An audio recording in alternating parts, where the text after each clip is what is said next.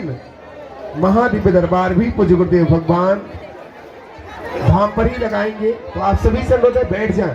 जो रेलिंग के पास है पूज्य गुरुदेव भगवान, यहीं से आप सभी को दर्शन प्राप्त होंगे, क्योंकि पीछे वालों को असुविधा। आप लोग बैठे रहे, जो पीछे हैं आप लोग अपने स्थान पर ही बैठे रहे। पूज्य गुरुदेव भगवान के दर्शन आप सभी को प्राप्त होंगे। बोलिए बागेश्वर धाम सरकार की, परम पूज्य गुरुदेव भगवान की, सदगुरु सन्यासी बाबा की, अन्नपूर्णा माई की, भारत हिंदू राष्ट्र की, भारत हिंदू राष्ट्र की, भारत हिंदू राष्ट्र की। जय जय श्री राम, जय जय श्री राम, जय जय श्री राम। हम सभी आज पूज्य गुरुदेव भगवान के दिव्य दर्शन, जो पीछे भी हैं, आप सभी दिव्य दर्शन पूज्य गुरुदेव भगवान के हो सकते हैं। जय श्री राम। आप सभी से अनुरोध है कि आप सभी अपने स्थान पर विराजमान हो जाएं। जो आगे हैं आप लोग पहले बैठ जाएं, क्योंकि पीछे वालों को असुविधा होती है। बैठ जाएं। आप सभी से अनुरोध है कृपया बैठ जाएं। सभी लोगों से हाथ जोड़ करके प्रार्थना है, कृपया आप सभी अपने स्थान पर विराजमान हो जाएं, ताकि सभी को पूज्य गुरुदेव भगवान के दिव्य दर्शन प्राप्त हो सके। चाहते हैं कोई तुम्हारी मजाक ना बनावे, हम चाहते हैं तुम गुरुओं के चक्कर में ना पड़ो, हम चाहते हैं तुम सदा सदा के लिए हनुमान जी के चक्कर में पड़ो।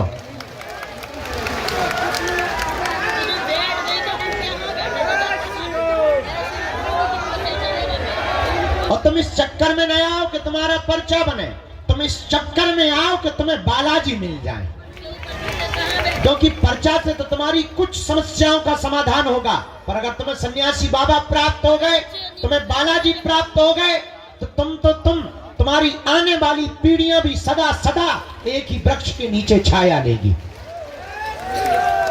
ऐसा पेड़ मत लगाओ जिसमें केवल तुम्हें छाया मिले, ऐसा वृक्ष लगाओ कि तुम्हारी आने वाली पीढ़ियों को भी छाया मिले। वो एक ही वृक्ष है, उसका नाम है हनुमान जी की भक्ति। चारों युग परिताप है परिसिद्ध।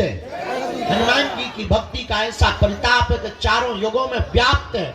एक बात तुम याद रखना मेरे पागलों, तुम्हें बनाई हुई बातें, तुमको प्रेषित की हुई शब्दें, तुमको बताए हुए उदाहरण लाखों मिलेंगे। एक बात और याद रखना, हमारा उद्देश्य बहुत उल्टा है, हम थोड़ा उल्टा जीवन जीते हैं, हम बहुत विचित्र तरीके से जीवन जीते हैं। हम ये कभी विचार नहीं करते कि हम तुम्हारा पर्चा बना पाए, या तुम्हारी मन की बात बता पाए, या तुमको आश्चर्यचकित कर पावे, या तुमको कोई चमत्कार दिखा पावे, या तुमको किसी शक्तियों के बारे में आभास करा पावे। हमारा उद्देश्य सिर्फ इतना रहता है, तुम्हारा पर्चा बने या ना बने, तुम हनुमान जी के हो जाओ और तुम्हारा काम सफल हो जाए। इससे बड़ा कोई चमत्कार नहीं है, इससे बड़ी कोई लीला भी नहीं है। तुम जिस लिए आए हो वो काम सफलता के लिए आए हो। हम चाहते हैं कि तुम्हारा काम सफल हो जाए, पर एक बात याद रखना, भटकोगे तो खटकोगे, अटकोगे तो पा जाओगे। उनके चरणों को पकड़ लो, कब तक नहीं सुनेंगे। कबहू तो दीन दयाल के भनक पड़ेगी कान, कभी तो वो सुनेंगे।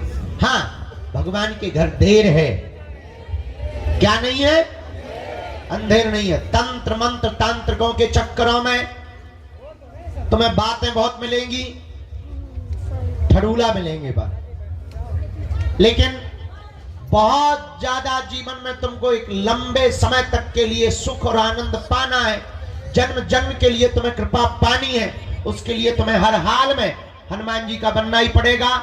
आज की बात तुम्हें हमारी कड़वी लग सकती है, आज की बात तुम्हें यह भी लग सकती है कि शायद इस प्रकार से बातें क्यों कर रहे हैं। तुमसे ज्यादा विचित्र आदमी हमने दुनिया में देखा नहीं है। तुम 4 दिन में अपना गुरु बदल देते हो, तुम महीने भर में अपने भगवान बदल देते हो, तुम दरबार बदल देते हो, कुछ लोग तो अपना धर्म तक बदल देते हैं। हमें तुम लोगों से ज्यादा वाहियात आदमी नहीं दिखाई पड़ा। हम यही तुमको शिक्षा देंगे, तुम हमारे भी चक्कर में मत पड़ो, तुम हमारे भी पीछे मत पड़ो, तुम हमारी भी बातों में मत आओ। उठ जाओ, खड़े हो जाओ। जिनसे हमारी बिगड़ी बनी, जिनसे लाखों लोगों की बिगड़ी बनी, तुम भी उन्हीं बालाजी और सन्यासी बाबा के हो जाओ। वो सब सुन रहे हैं, वो सब देख रहे हैं, उन्हें सब आभास है। और तुम ये मत समझो कि तुम्हारी पुकार उन तक पहुंची नहीं। वो देख रहे हैं कि तुम्हारा धैर्य कितना है। वो देख रहे हैं कि तुम कब तक नहीं अधैर्य होते हो। वो देख रहे हैं कि तुम कितने क्षण के अंतिम क्षण तक टिकते हो। वो देख रहे हैं कि तुम्हारी श्रद्धा और आस्था कितनी मजबूत है। इसलिए डगो मत, डिगो मत। और जरूरी नहीं तुम बागेश्वर धाम आओ, तुम्हें हमारे जैसा आदमी भी नहीं मिलेगा। जरूरी नहीं तुम बागेश्वर धाम आओ, तुम जहां रहो वहां से भक्ति करो, वही तुम्हारे लिए बागेश्वर बालाजी है। वही तुम्हें सन्यासी बाबा है, वही तुम्हें दादा गुरु है। जब तुम्हारी क्षमता हो जाए, जब तुम्हारे जेब में व्यवस्था हो जाए केवल आने की, जब वो पुकार लगा दें, तब दौड़े दौड़े उनकी चरण शरण में चले आना। हम तुम्हें दावे के साथ कहते हैं कि तुम्हें हम पूरी जिंदगी क्या कई जन्म भी ना मिले तब भी तुम्हारा कोई काम नहीं रुक सकता। काम तो तुम्हारा होकर के रहेगा, क्योंकि काम तो उन्हें करना है। और जिन्हें करना है तुम उन्हें पकड़ो, जिन्हें कृपा करनी है तुम उन्हें पकड़ो। हमें तो कुछ करना नहीं है, हम तो खाली खोखला है, खाली मशीन है, उल्लूनाथ आदमी है, महापागल आदमी है, अनपढ़ गवार गांव के देहाती है। हमें तो जो काम सौंपा गया उनके द्वारा कि तुम्हें ये करना है, तुम्हें हिंदुओं को जगाना है, तुम्हें खोई हुई आस्था को वापस लाना है, बस वो काम में लग गए। और कोई हमारा काम ही नहीं है। हमारा काम केवल तुम्हें हनुमान जी से जोड़ना है, बाकी का काम उनका। एक बात और हम तुम्हें बता दें, अगर वो काम सफल नहीं करेंगे तो नाक हमारी नहीं कटनी, उनकी कटनी है। हमसे ज्यादा अपनी नाक की चिंता उन्हें है, क्योंकि बड़ी नाक वाले वो है, हम नहीं है। हमारी कोई नाक क्या है, हमें अपनी औकात पता है कि क्या थी और क्या है। हम अपनी औकात को बहुत अच्छे तरीके से जानते हैं। तो जो भी कृपा कर रहे, जो भी नाम है वो हनुमान जी का है। तुम चिंता मत करो, तुम्हारे काम की चिंता, तुम्हारी सफलता की चिंता, तुम पर कृपा करने की चिंता तुमसे ज्यादा बालाजी को है, क्योंकि उन्हें अपने नाम की पड़ी है। इनके घर देर है, क्या नहीं है? जोर से बोलो। इसलिए किसके चरण पकड़ना है? बालाजी के। जोर से बोला। बालाजी के। एक बात से तुम्हें बात समझ में आ जाएगी। बहुत से लोग कहते कि हम पर भगवान की कृपा क्यों नहीं होती। जरा माइक तेज करो, एक बात से बात समझ आ जाएगी। एक छोटा सा उदाहरण हम तुमको देते हैं। किसी गांव में एक आदमी रहता था, जोरू का गुलाम, लुगाई का गुलाम। होते भी हैं, ऐसी कोई बड़ी बात नहीं है। वो लुगाई का बहुत आज्ञाकारी था, जैसे कई चेले होते ना गुरु का आज्ञाकारी। लुगाई का बहुत आज्ञाकारी पति था। किसी गांव में रहता था। बरसात का मौसम आया तो वो मार्केट जा रहा था। तो पत्नी ने पूछा कि कहाँ जा रहे हो? उसने कहा कि मैं मार्केट जा रहा हूँ। पत्नी ने कहा सुनो, बरसात आ गई है, छाता की जरूरत पड़ेगी, एक तुम छाता खरीद लाओ। पति ने कहा कौन सी बड़ी बात, मैं जाके ले आता हूं, चूंकि आज्ञाकारी था। पर पत्नी ने कहा सुनो, मार्केट में सब ठगने वाले रहते हैं, महा ठगुआ, तो तुम जो भी छाता लेना आधी कीमत पर लेके आना। अगर वो 20 बताए तो तुम 10 में लाना और 10 ही बोलना, क्योंकि वो हमेशा डबल बोलते हैं, दुगुना बोलते हैं। तुम ठग मत जाना, सीधे साधे आदमी हो। और पतियों को इसी बात पे बुद्धू बनाया जाता है कि मेरा पति बड़ा सीधा है। पतियों को बुद्धू बनाने का बहुत सरल तरीका है कि पत्नियां ये भर कह दें कितने सीधे हो तो पति बुद्धू बन जाता है पूरी जिंदगी भर के लिए। और कई बार तो पति खुद बुद्धू क्या, ससुर आता है देखने के लिए, वो कहते लड़का कितना सीधा है, और बेचारा बुद्धू बन जाता है। हाँ, गाय जैसा है। गाय जैसी तो देवियां होती हैं। तो बेचारा पति बोला तुम ठीक कहती हो, मैं सीधा आदमी हूं। तो पत्नी ने कहा कि तुम छाता लेना तो जा रहे हो, पर आधे रेट में लेके आना, खबरदार। पति गया, मार्केट पहुंचा, दुकान पर एक छाता देखा। उसने कहा कि इसका प्राइस क्या है, इसका रुपया क्या है, इसका मूल्य क्या, खुदरा मूल्य क्या है? तो दुकानदार ने कहा कि 16 रुपया, सस्ता जमाना था, पुराना जमाना था, 16 रुपये में मिलेगा। इसने कहा कि यार बड़े मूर्ख आदमी हो, 16 रुपया तो बहुत होते हैं, हम तो 8 रुपया देंगे। चूंकि पत्नी की यही आज्ञा थी, तो हम तो 8 रुपया देंगे। दुकानदार बोला कि तुम्हारा दिमाग खराब है, 8 रुपया में तो नहीं आ पाएगा। एक काम करो, ना तुम्हारी ना हमारी 14 रुपया दे दो। पति बोला तब तो हम 7 देंगे। तो आदमी बोला तब तो हम 7 रुपया देंगे। दुकानदार बोला क्या खा पी के आए हो सुबह सुबह से? हम घटा रहे तो तुम भी घटा रहे, तुम्हें बढ़ाना चाहिए। चलो अब सुबह सुबह से हमारी बोनी मत खराब करो। एक काम करो, 12 रुपया आय का आय दाम लगेगा, 1 रुपया कम नहीं लगेगा, 1 पैसा नहीं कम लगेगा। बोले फिर तो हम 6 में लेंगे। दुकानदार बोला यार भाग रहे हो, तुम्हारा दिमाग खराब है, ऐसे कोई लेता है? हमारी बोनी खराब कर रहे हो, शर्म नहीं आती तुम्हें? सुबह सुबह आ गए प्राण खाने के लिए। चलो हटाओ, 2 रुपए का हम घाटा से लेंगे, 10 रुपया में ले जाओ। बोले फिर तो हम 5 देंगे। दुकानदार को बड़ा गुस्सा चढ़ा, उसने छाता फेंक के मारा कि तू फ्री में ले जा, 5 क्यों देता है, फ्री में ले जा। तो ये बोला फिर तो हम 2 लेंगे। अब पूरे दिन दुकानों पे घूमता रहा, एक छोटी सी वस्तु छाता नहीं उसने ली, ले ही नहीं पाया, मिली ही नहीं। पता है क्यों? क्योंकि वो एक भाव पे नहीं टिका था। एक भाव पर ना टिकने के कारण मार्केट की दुकानों से एक छोटी सी वस्तु छाता नहीं मिल पाया, छाता नहीं खरीद पाया, और तुम एक भाव पे बिना टिके परमात्मा को या हनुमान जी को पा पाओगे। जब छाता तुम्हें एक भाव पर टिके बिना नहीं मिल सकता है, तो क्या ये परमात्मा तुम्हें एक भाव पे बिना टिके मिलेगा? नॉट पॉसिबल, संभव नहीं है। इसलिए मेरे पागलों, तुम्हें ये कहानी बता के हम तुम्हें जगाना और बताना चाह रहे कि भटकोगे तो अटकोगे, अगर तुम अटकोगे तो पा जाओ। भटकोगे तो एक दिन तुम्हें अटकना पड़ेगा, और हो सकता है तुम्हारी मनोदशा ऐसी हो जाए। मनोवैज्ञानिक कहते हैं, विदेशी दार्शनिक भी कहते हैं कि कई बार, बहुत बार जब धक्के खा लेते हैं तो आदमी का भगवान से भरोसा उठ जाता है, डॉक्टरों से उठ जाता है, गुरुओं से उठ जाता है, टीचर्स से उठ जाता है, पड़ोसियों से उठ जाता है। बहुत धक्के खा लेने के बाद भरोसा उठ जाता है। हो सकता है तुम्हारा भरोसा उठ जाए, पर तुम्हें भगवान पे भरोसा ना हो, और कई बार भगवान तुम्हें मिल भी जाए तब भी तुम्हें लगे अरे इसे समय से ही होते। हो सकता तुम असली हीरा को पत्थरों की तरह फेंकते रहो। इस बात से यूं भी समझो, एक कथा से तुम्हें यह बात समझ आएगी। फिर दरबार लगाते। किसी गांव में एक राजा रहता था। राजा बहुत सम्राट था और पहुंचा हुआ राजा था। उससे सब मिलने के लिए आते थे। और आपने शायद एक कहानी सुनी हो, बहुत प्रसिद्ध कहानी रही, एक पुस्तक चली थी बहुत पहले, आपने उसको पढ़ा होगा, हमने तो बहुत पढ़ा, बेताल पच्चीसी। बेताल पच्चीसी की कहानी आपने पढ़ी होगी कि बेताल वो पीछे चिपक जाता है। उसका सीरियल भी बाद में बना, टीवी पिक्चरों में उसका सीरियल भी बहुत आया। तो बेताल पच्चीसी नाम की एक पुस्तक छपी थी। उसमें एक कहानी बहुत अद्भुत थी, वो हमें बहुत काम की लगी। कि एक बार विक्रमादित्य राजा बैठे हुए थे। उसी समय कोई फक्कर महात्मा, फकीर, गांव के महात्मा आए। राजा रोज सुबह बैठते थे, लोग उपहार लाते थे, कोई माला लाता था, कोई पैसा लाता था, कोई मोहरे लाता था, कोई सोना लाता था। राजा अपने मंत्री को देता जाता था, राजकोष में लिखता जाता था। एक साधु आया, उसने एक फल दिया। राजा ने लेने से मना नहीं किया, पर साधु की हुलिया देखकर लगा कि ये कोई पागल आदमी है, गांव का आदमी है, कोई है तो साधु महात्मा, पर अब इनसे क्या बात करनी है, और इनसे लेना भी नहीं चाहिए, पर फल दे रहा है तो मना नहीं करनी चाहिए। फल ले लिया, मंत्री को दे दिया। न साधु ने बात की, न राजा ने बात की। और आप आश्चर्यचकित रहेंगे कि वो महात्मा रोज आया, रोज एक फल देता और चला जाता। राजा रोज फल लेता, रख लेता। न महात्मा ने बात की, न राजा ने बात की। 10 साल गुजर गए फल देते देते। तो एक दिन एक बंदर बैठा था बगल में।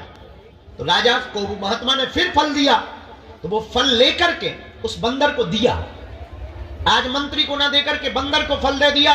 बंदर ने जैसे ही खाया तो उसके फल के बीच से एक चमकता हुआ बेशकीमती हीरा गिर गया। राजा चौंक गया। आज तक इतना बेशकीमती, इतना चमकीला, इतना बड़ा डायमंड, इतना बड़ा हीरा उसने देखा ही नहीं था। चौंका, महात्मा को रोका, ठहरो, और आप 10 साल से हमें देते क्या रहे? महात्मा बोले यही तो देते रहे जो आज दिया है। मंत्री को कहा कि 10 साल से जो फल मिलते रहे वो कहां है? मंत्री बोला वैसे हम बहुत सावधान आदमी हैं, हमने फल फेंके तो नहीं है, पर नीचे के गड्ढे में डाल दिए हैं, एक अंडरब्रिज टाइप का है, उसमें हमने जाकर के रखे हैं। राजा ने कहा जल्दी खोलो। और जब दरवाजा खोला तो फलों की सड़ंद की दुर्गंध तो आ रही थी, लेकिन उसके भीतर से चमचमाते हुए हीरा दिखाई पड़ रहे थे। ये कहानी शायद तुम्हें समझ में नहीं आएगी, पर थोड़े से समझने से तुम्हें समझ में आ जाएगी कि वो राजा साधारण फल समझ के फेंकता रहा, तो बेशकीमती हीरा को फेंकता रहा, ना पहचान पाया। अगर वो पहले दिन ही पहचान लेता, शायद कुछ और बड़ा पा जाता, शायद कुछ और जान लेता, शायद गुरु की कृपा और पहले पा लेता। पर कई बार हम लोग जानबूझ करके एक भूल कर बैठते हैं, असली हीरा को फेंक देते हैं और कई बार नकली पत्थर को हीरा समझ लेते हैं। अब वो तब होता है जब आप दर दर भटकोगे तो असली चीज को छोड़ दोगे, नकली चीज में तुम पड़ जाओगे, बर्बाद हो जाओगे। इसलिए मेरे पागलो, तुम आज तक नकली चक्कर में पड़े हो, तंत्र मंत्र हमारे चक्कर में, ये सब नकली चीजें हैं। असली डायमंड का नाम है बालाजी, जिनसे हमने बालाजी से कृपा पाई है। तुम भी उनको पकड़ लो, तुम भी उस बेशकीमती हीरा को पकड़ लो, तुम भी उस बेशकीमती डायमंड को पकड़ लो। याद रखना, इन्होंने सबकी बिगड़ी बनाई, तुम्हारी भी बिगड़ी बनाएंगे, और एक दिन में किसी की नहीं बनती।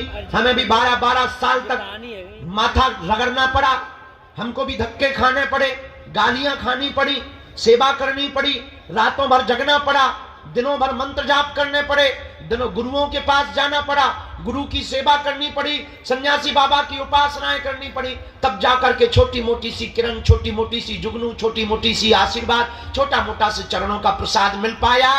ये भी एक दिन में नहीं हो पाया, 12 साल लग गए। आप चाहो कि 12 दिन में तुम्हें हो जाए तो शायद इतनी बड़ी घटना नहीं हो सकती है। याद रखना, बिल गेट्स को एक बहुत अमीर आदमी है दुनिया का। ये आज का पहला अर्जी क्रमांक। राम, गुरुजी सीताराम, बालाजी सीताराम, सीताराम।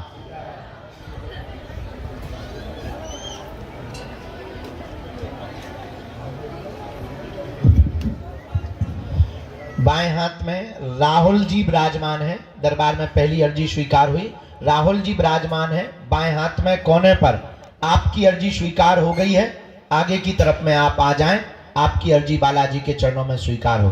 हाँ, निकल के आओ, आगे लेके आओ, यहीं से सामने से आ जाओ, यहीं बीच से आ जाओ। दूसरी अर्जी, सफेद तौलिया बांधे, स्वेटर पहने जी, आइए, आपकी अर्जी स्वीकार।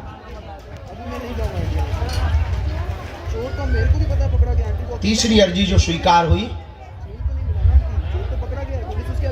पंडाल में सबसे लास्ट में माता जी जो पीला रंग का शॉल डाले हुए, हाथ जोड़े हुए खड़ी हैं। हाँ हाँ, आ जाओ माता जी, तुम्हारी अर्जी स्वीकार हो गई है। यहीं से आ जाओ, चलिए आओ सीधी। रामचंद्र भगवान की। वो जो माता जी पीला शॉल डाले हुए चली आ रही है, एकदम सामने से, हाथ में पॉलीथिन लिए, उनको चलिए आओ, थोड़ा जल्दी चलिए आओ माता। राम,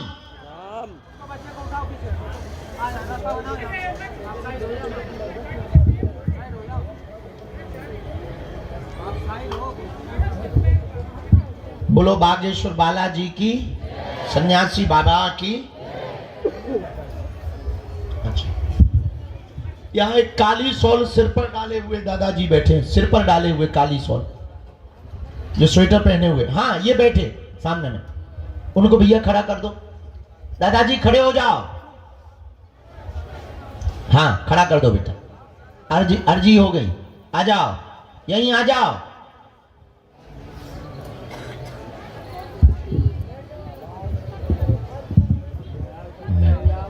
यहाँ नेपाल वाले बैठे भैया, बाएं हाथ, पधारो, आपकी अर्जी स्वीकार। बहुत महंगा था भाई, क्या बताऊं। कल रात वाले हो ना, आए आप, और केवल बच्चा भर आए, ज्यादा भीड़ लाने की जरूरत नहीं, पधारे। राम, कहो सीताराम, गुरुजी सीताराम। मनी मन में सब लोग जप करो, बालाजी से प्रार्थना करो, अर्जी स्वीकार हो। हाँ, ये जो बूढ़ी माता विराजमान है सामने, हाँ हाँ, इन खड़ी कर दो इनको, अर्जी इनकी लग गई है। हाथ पकड़ लो उनका, साथ में कोई मत आई, आ जाओ, कह दो अर्जी लग गई। संग है कोई इनके, आ जाए वो। जय बैठ जाओ। तन सबसे लास्ट में हती वही हो। ठीक है बैठ जाओ।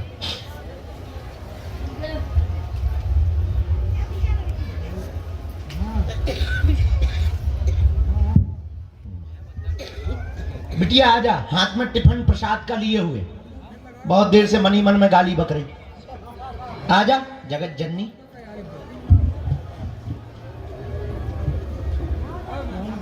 प्रसाद लेके जो आई बच्ची उसको भी प्रवेश करवा। राम गुरुजी सीताराम।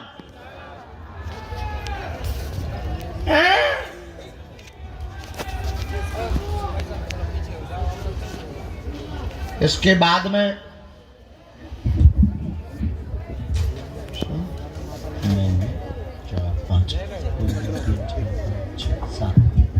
जो माता जी जो सीढ़ियों के पास में चश्मा लगाए हुए बैठी हैं, आ जाएं।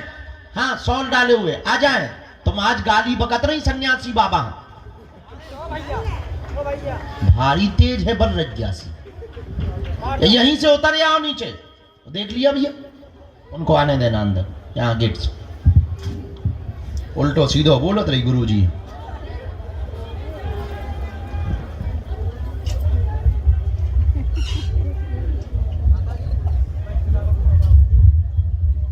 साथ में है कोई, बुला लीजिए।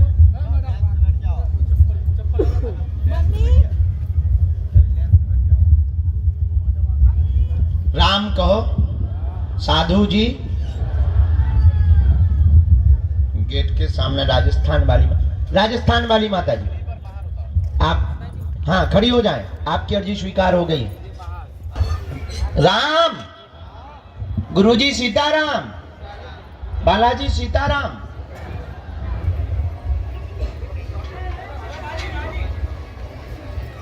इन्हीं को आने दो, इन्हीं को आने दो, हमें इन्हीं को बुलाया।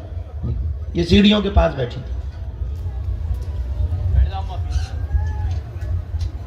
चलो एक जब तक भेजो तब तक और हम फिर गुरुजी जिनके लिए कहेंगे हम बुलाते जाएंगे। आप नाम जप करते जाओ, हम इनकी जब तक अर्जी बना के पर्चा दे दें। आइए